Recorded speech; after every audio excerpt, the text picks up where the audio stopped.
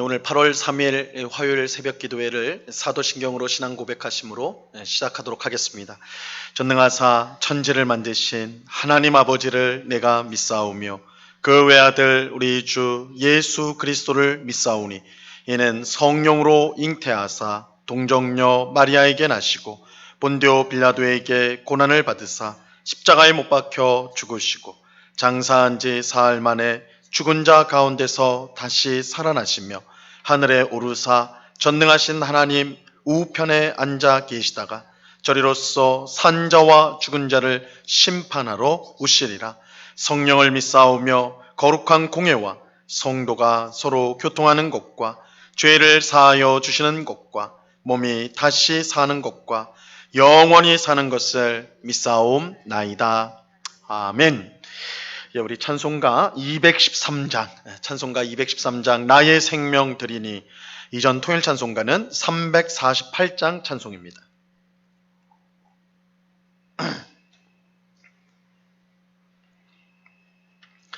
찬송가 213장을 같이 찬양하도록 하겠습니다. 나의 생명 드리니 주여 받아주셔서 세상 살아갈 동안 찬송하게 하소서. 손과 발을 드리니 주여 받아주셔서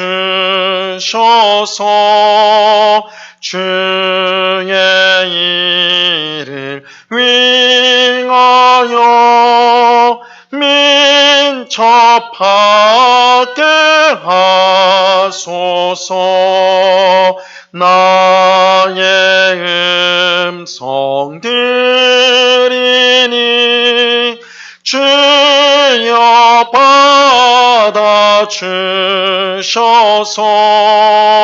주의 진리 말씀만 전파하게 하소서. 나의 보화 드리니 주여 받아주셔서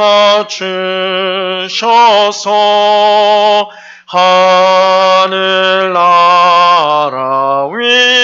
위하여 주 뜻대로 쓰소서. 나의 시간 드리니 주여 받아주셔서 평생토록 주 위에 봉사하게 하소서. 아멘. 기도하겠습니다. 참 좋으신 아버지 하나님, 언제나 우리와 함께 하시는 주님의 이름을 찬송합니다.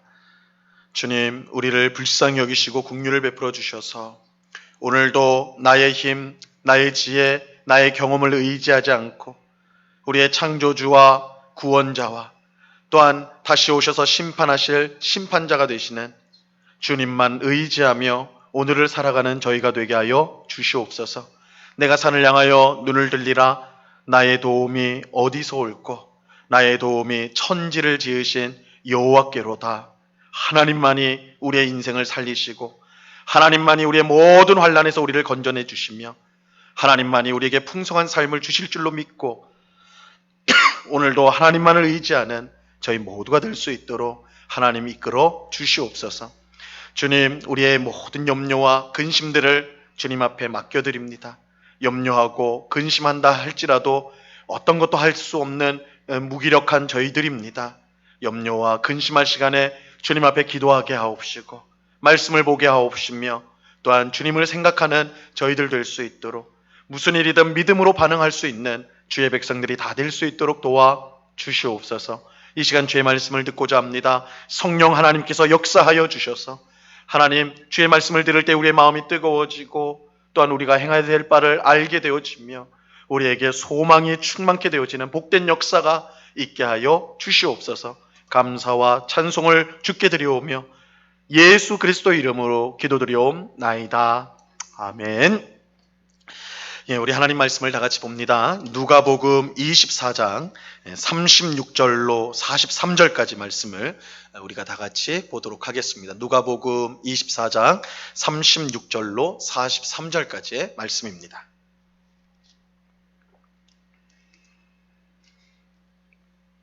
누가복음 24장 36절로 43절까지의 말씀을 제가 하나님의 말씀을 봉독하겠습니다. 이 말을 할 때에 예수께서 친히 그들 가운데 서서 이르시되 너희에게 평강이 있을지어다 하시니 그들이 놀라고 무서워하여 그 보는 것을 영으로 생각하는지라. 예수께서 이르시되 어찌하여 두려워하며 어찌하여 마음에 의심이 일어나느냐. 내 손과 발을 보고 나인 줄 알라. 또 나를 만져보라. 영은 살과 뼈가 없으되 너희 본 바와 같이 나는 있느니라.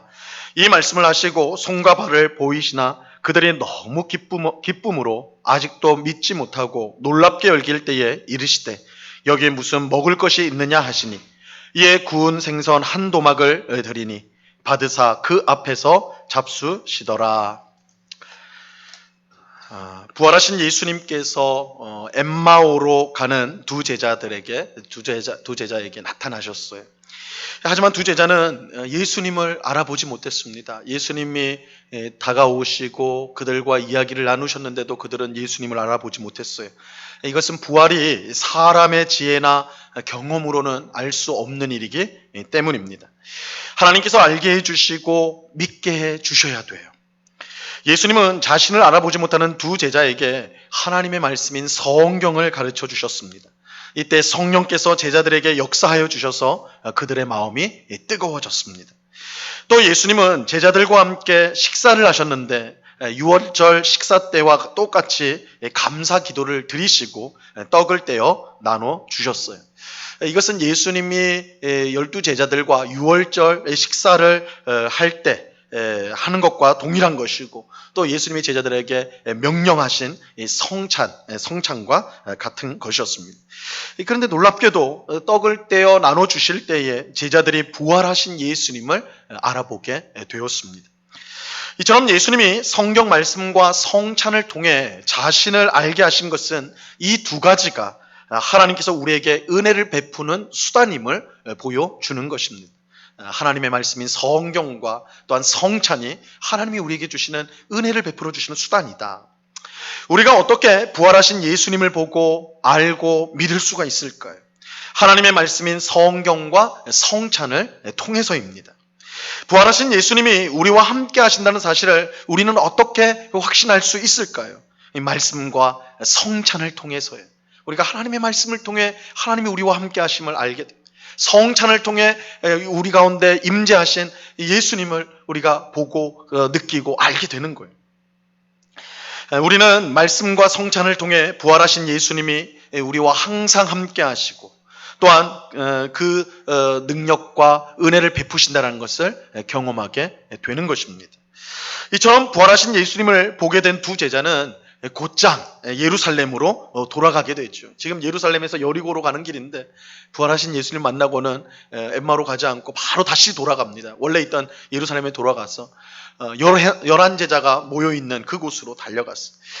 달려가니까 11제자도 이미 다 모여 있어가지고 같이 이야기를 나누고 있었는데 제자 중 한 명인 시몬 베드로죠. 베드로가 부활하신 예수님을 만났다 이렇게 말을 하고 있는 중이었어요. 이 엠마오에서 돌아온 두 제자는 11제자에게 자신들도 부활하신 예수님을 만났다 이렇게 이제 이야기를 전해 주었죠. 근데 그들이 이렇게 말하고 있을 때에 예수님께서 그 자리에 나타나십니다.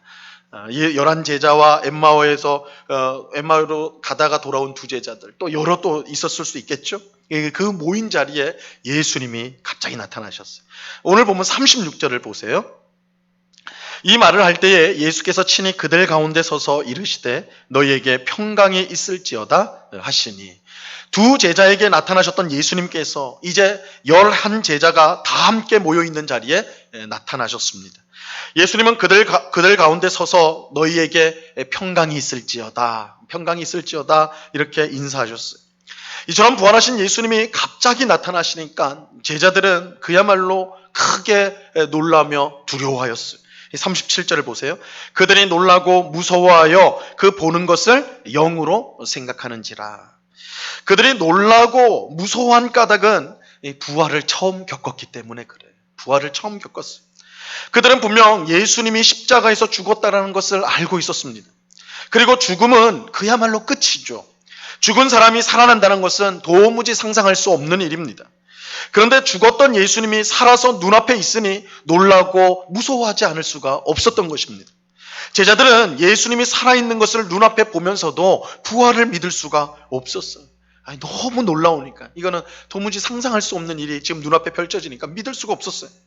그래서 그들은 자신들이 지금 보는 것을 예수님의 영이라고 생각을 했어요. 이 죽은 자가 살아날 수는 없다. 그렇다면, 그런데 지금 예수님이 앞에 있다. 그렇다면 예수님의 영이겠구나. 영이겠구나. 그렇게 생각을 한 거예요.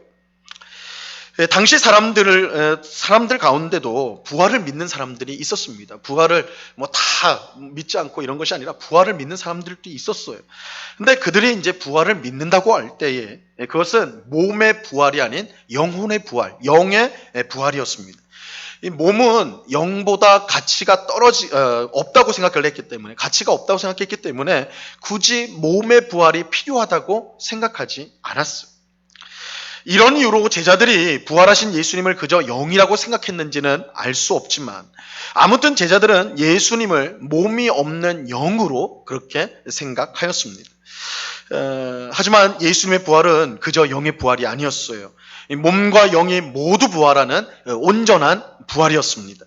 예수님은 영으로만 부활하신 것이 아니라 몸으로도 부활하셨습니다. 이러한 사실을 예수님께서 이제 직접 증명해 주셨어요. 39절 말씀 보세요. 내 손과 발을 보고 나인 줄 알라. 또 나를 만져보라. 영은 살과 뼈가 없으되 너희 보는 바와 같이 나는 있느니라. 예수님은 내 손과 발을 보라고 하시고 직접 만져보라. 그냥 보기만 한 게 아니라 만져봐라. 예수님의 손과 발이 분명히 있다는 거죠. 만약 제자들의 생각처럼 예수님이 그저 영으로만 부활하셨다면 예수님 만질 수 없었을 거예요. 하지만 예수님은 몸으로 부활하셨기 때문에 제자들이 직접 손으로 만질 수가 있었습니다. 이렇게 예수님께서 자기를 만져보라고 하시자 그들은 예수님이 부활하셨다는 사실을 이제는 부정할 수가 없게 되었어요. 40절과 41절입니다. 이 말씀을 하시고 손과 발을 보이시나 그들이 너무 기쁨으로 아직도 믿지 못하고 놀랍게 여길 때에 이르시되 여기 무슨 먹을 것이 있느냐 하시니, 예수님의 손과 발을 본 제자들은 너무 기뻐서 믿지 못하고 놀라기만 했다. 이렇게 말씀하고 있어요. 너무 기뻐서 믿지 못하는 것은 정말 바라던 일이 실제로 일어났을 때 가지게 되는 사람의 감정이죠. 우리도 정말 이거 상상도 못한 일이 눈앞에 탁 펼쳐졌을 때 이게 우리가 뭐라고 합니까? 이게 꿈인가 생시인가? 볼도 꼬집어 보고 그렇게 하잖아요. 그래서 너무 기뻐서 못 믿는다. 이 사람의 감정을 말하는 거예요. 이때 예수님은 자신이 몸으로 부활했다는 사실을 믿지 않을 수 없는 가장 확실한 증거를 보여주시죠. 예수님은 제자들에게 먹을 것을 달라고 하시고 그 자리에서 구운 생선 한 토막을 잡수셨습니다. 42절과 43절이에요. 이에 구운 생선 한 토막을 드리니 받으사 그 앞에서 잡수시더라. 예수님은 제자들 앞에서 구운 생선 한 토막을 드심으로 자신이 몸으로 부활하셨다는 것을 분명하게 보여주셨어요. 만약에 영으로 부활했다면 음식을 먹을 수가 없겠죠. 몸이 있기 때문에 음식을 먹을 수 있는 것인데, 그래서 예수님이 음식을 먹음으로써 자신이 몸으로 부활했다는 것을 분명하게 보여주셨습니다. 오늘 본문은 예수님의 부활이 단지 영의 부활이 아닌 몸의 부활이라는 사실을 분명히 보여주고 있어요. 지금도 그런 생각을 가지고 있는 사람이 있지만 고대에는 사람의 몸을 영혼보다 못하다고 생각을 하였습니다. 사람의 영혼은 깨끗한데 사람의 몸은 죄로 더럽혀졌다. 이렇게 생각을 했어요. 심지어 어떤 사람들은 사람의 몸이 영혼을 가두는 감옥이라고 주장하기도 했습니다. 그래서 이 사람들에게 구원이란 뭐냐? 영혼이 감옥인 몸을 빠져나가는 것. 이게 구원이다. 이렇게 주장하기도 하였습니다. 하지만 이러한 주장은 철저히 반성경적 생각이에요. 반성경적이에요. 성경은 절대 몸은 더럽고 영은 깨끗하다라고 말씀하지 않습니다. 사실 성경은 몸과 영을 완전히 별개의 것으로 다루지 않아요. 성경에서 사람은 몸과 영혼이 결합된 존재입니다. 즉 영만 있어도 사람이 아니고 몸만 있어도 사람이 아닙니다. 영혼과 몸이 함께 있어야 그 존재가 사람인 거예요. 사람은 영과 영혼으로, 몸과 영혼으로 구성되어 있다. 존재, 이게 결합되어 있는 게 사람이에요. 그렇게 몸은 사라지고 영혼만 부활한다는 것은 전혀 성경적인 것이 아니죠. 영혼만 부활하게 된다. 그건 온전한 사람이라 말할 수가 없어요. 성경적 의미에서. 그렇기 때문에 성경이 말하는 부활은 언제나 영혼과 몸의 부활, 온전한 부활을 말하는 것입니다. 이런 점에서 우리는 영혼을 중요하게 생각하듯이 몸도 똑같이 중요하게 생각해야 합니다. 하나님께서 우리를 창조하실 때에 영혼과 몸을 똑같이 귀하게 만드셨어요. 그러므로 영혼의 유익을 위하여 몸을 괴롭히는 것은 결코 바람직한 일이 아닙니다. 물론 어느 경우에는 몸으로 하는 것을 절제함으로써 영혼의 유익을 꾀할 수는 있는데, 가령 금식 기도가 그러한 경우이겠죠. 음식을 끊고 하나님 앞에 기도함으로 더 간절함으로 하나님께 나아가는 것, 이것은 몸을 절제함으로 영혼의 유익을 꾀하는 것이라 할 수가 있습니다. 하지만 그것은 특별한 경우에만 해당되는 것이고, 이 평상시에 우리는 몸과 영혼을 똑같이 귀하게 여겨야 합니다. 이것을 가장 잘 보여주는 것이 부활 사건. 만약 영혼만 귀하고 몸이 하찮은 것이라면 예수님께서 몸으로 부활할 이유가 없었을 거예요. 예수님이 몸의 부활을 하셨다는 사실이 우리의 몸이 귀하다라는 사실을 가장 잘 보여주는 증거가 되는 것입니다. 그래서 하나님이 사람을 창조할 때 영적인 존재로만 만드신 것이 아니라 몸을 만드셨다. 뿐만 아니라 예수님이 몸으로 부활하셨다. 이것은 우리의 영혼만큼이나 사람의 몸이 중요하다는 것을 보여주는 거예요. 그러므로 우리는 사도 바울이 경고한 것처럼 우리의 몸을 죄의 병기로 사용해서는 안 됩니다. 우리는 영혼으로만 하나님을 섬겨서는 안 되고 몸으로도 하나님을 섬겨야 하기 때문입니다. 사도 바울은 너희 몸을 하나님이 기뻐하시는 거룩한 산 제물로 드리라고 말씀했습니다. 우리는 몸을 죄의 병기가 아니라 의의 병기로 사용해야 합니다. 우리가 몸으로 하는 모든 일을 통해 하나님께 영광을 돌려야 하는 것입니다. 단순히 우리가 성경을 읽고 기도를 하고 예배에 참석하는 이 영적인 활동만이 하나님을 기쁘시게 한다, 이렇게 생각하기 쉬운데, 물론 그런 것들도 하나님을 기쁘시게 하겠지만 우리가 몸을 사용해서 봉사하고 이웃을 돕고 사랑하고 이러한 몸의 움직임을 통하여 봉사하는 것, 이것 또한 하나님께 영광이 되는 것입니다. 오늘날 자기 탐욕을 위해 몸을 함부로 사용하는 사람들이 많아요.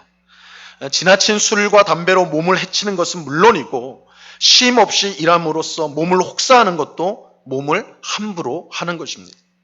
내 몸을 내 마음대로 사용하는데 무슨 상관이 있느냐? 그렇게 말을 하면 안 돼요. 엄밀하게 말하면 우리의 몸은 우리의 것이 아니라 하나님이 우리에게 주신 것입니다. 하나님은 우리의 몸과 영혼의 참 주인이 되십니다. 그러므로 우리는 몸을 자기 마음대로 사용하면 안 되고 선한 청지기가 되어 귀하게 여기고 하나님이 주신 목적대로 사용하도록 힘써야 하는 것입니다. 물론 또한 또 다른 극단으로서 몸을 우상시하여서 몸의 아름다움을 위해 정말 자신의 모든 것을 허비하는 그런 일 또한 우리가 이제 조심해야 되겠죠. 그러나 몸을 함부로 대하는 것, 함부로 탐욕과 정욕의 도구로 사용하는 것, 그것 또한 우리가 금해야 될, 우리가 주의해야 될 분명한 일인 것입니다.